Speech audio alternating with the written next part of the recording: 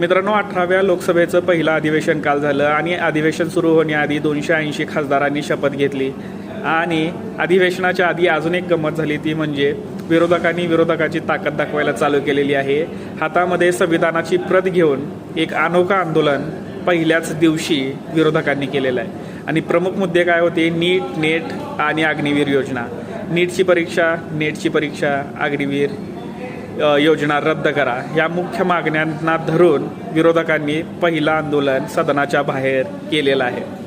आणि तसं पाहायला गेलं तर आता खरी मजा यायला सुरुवात होणार आहे. कारण कालच्याच दिवशी म्हणजे नरेंद्र मोदी शपथ घ्यायला जेव्हा गेले त्यावेळेला राहुल गांधी यांनी संविधानाची प्रत दाखवून त्यांना आठवण करून दिली की तुम्ही संविधानिक पदावर आहात.